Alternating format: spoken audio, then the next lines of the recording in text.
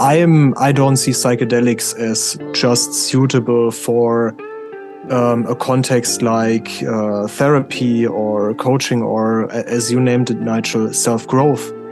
I am like nowadays. I'm also like, I see no problem in recreational use if you do it with a harm reduction in a harm reduction manner.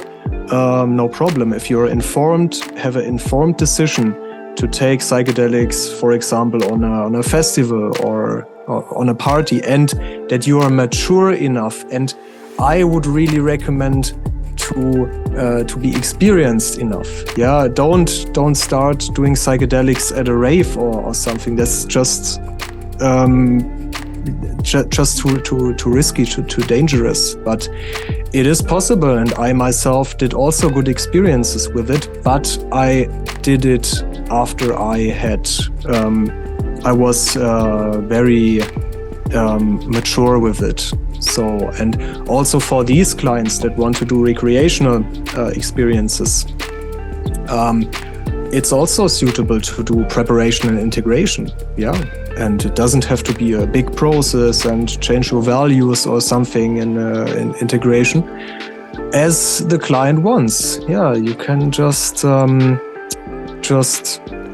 look at how it changed your, I don't know, your view on having fun or something. It's important that we look what the client really wants, and to do harm reduction in first and foremost, and then to help with deeper processes if that's wanted.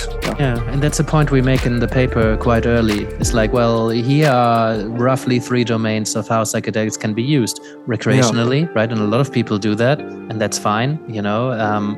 But that has nothing to do with what we are writing the paper about, right? There's the clinical aspect, where healing, treating, fixing, helping make pain go away, help to, really people, like that's clinical applications. That's, for me, I got nothing to do with coaching. I know that the line gets more and more blurry.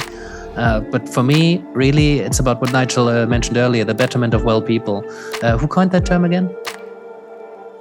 Bob Jesser, I believe, from John Hopkins. Yeah, Jesser, I don't know how you pronounce your name. Sorry, Bob. So, there's recreational, there's clinical applications, and this really is to help people who are, in coaching we often say the clients are resourceful and whole, creative, resourceful and whole. So these are not people that are suffering, these are not people that are in a deep hole, these are not people that are in need of healing necessarily. I mean, everybody could do with some healing on this, that, or the other aspect of their life. Maybe some of this needs to take place in order for someone to move forward.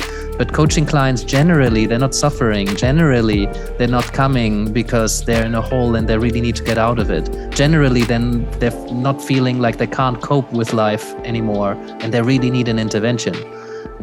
For me, that's what I'm getting really excited about, and that's not really out there. There's so many people seeking psychedelic experiences, and they're not seeking psychedelic experiences. What they're seeking is some answers to big questions, or they're seeking fulfilling some sort of desire, or feeling maybe a bit stuck, but generally they're quite able, and they're able to think, and they're in tune with themselves, that they're okay, but they want to grow, they want to expand, they want to learn, they want to have these insights. So maybe just kind of sample the experience.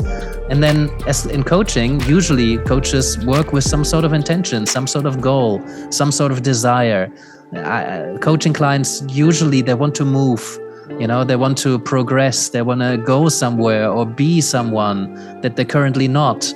There's a gap between the desire and the current reality, and that's helpful to work with. What a wonderful way to enter and then use a tool like psychedelics to just completely shake up the snow globe and be able to move outside of your usual way of thinking and your usual patterns, but radically.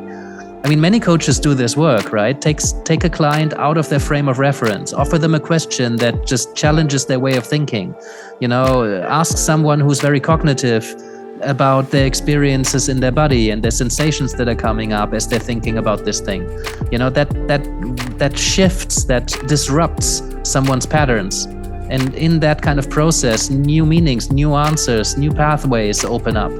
And when we throw psychedelics into that, that's that, but supersized, you know, which comes with risks, obviously, that we need to manage.